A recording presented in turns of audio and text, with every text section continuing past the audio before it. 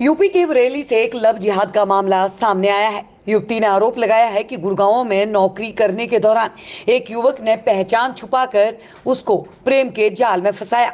उसके बाद गौ मांस खिलाकर धर्म परिवर्तन किया, फिर दरगाह जाकर निकाह भी कर लिया।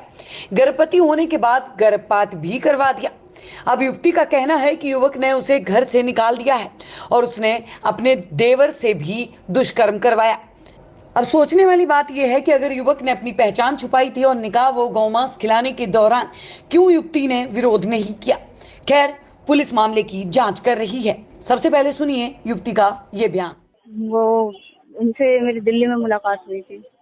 किससे? आरिफ से। पहले वो मुझे हिंदू बताता था कि मेरा नाम राणा है। फिर उसके बाद मुझे वहाँ पे प्रेम के जाल में फंसाया। फिर वहाँ से दिल्ली से मुझे यहाँ ले आया भेड़ी लाने के बाद में इसने मुझसे निकाह करा, जबरी इस्लाम कबूल करवाया। कहाँ से? आला हजरत के यहाँ जबरी इस्लाम कबूल करवाने के बाद ये मुझे 1 साल रखा, ऐसी टॉर्चर कर करके रखता रहा। मैंने कोई बात नहीं, चलो रख गया तो कोई बात नहीं, चलो एक दिन संभल जाएंगे, ठीक है। फिर उसके बाद इसके भाई के बहुत गंदे नेचर थे। इसके भाई ने 4 तारीख को मेरे कमरे में घुसाया 2 बजे रात में।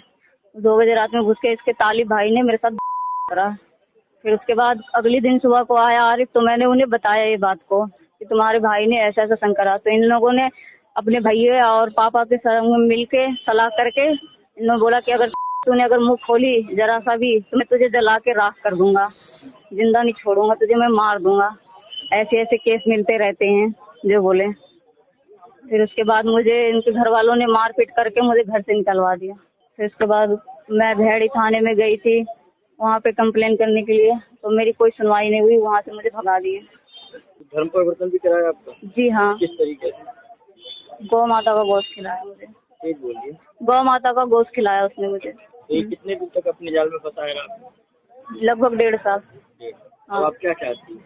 अब मैं ये चाहती हूँ उसे सजा मिले। हाँ। क्या और भी लड़कियों को ऐसे फंसा सकता है वो? जी हाँ। जी। तो कैसे मुलाकात कैसे हुई थी, क्या करते थे आप, कहाँ रहते थे? मैं दिल्ली में रहती थी, तो मेरे कमरे के बराबर में वो भी रहता था, मेरे कमरे के बराबर में मैं भी रहती थी। मैं स्पॉटलाइन में काम करती थी पैकिंग का, वो कोई और चीज का काम करता था। वहाँ मुलाकात हुई थी। वहाँ से मुलाकात करने के बाद में फिर मुझे भेड़े ले आया यहाँ, फिर यहाँ निकाह करा मुझे और ऐसे टॉर्चर कर करके रखता रहा। इन 1.5 साल में कभी प्रेगनेंट भी हुई? जी हाँ। क्या हुआ? उसने अबॉर्शन करवा दिया था। 3 महीने का मेरा प्रेगनेंसी था। आप देख रहे हैं सौगंध टीवी, सौगंध वतन की।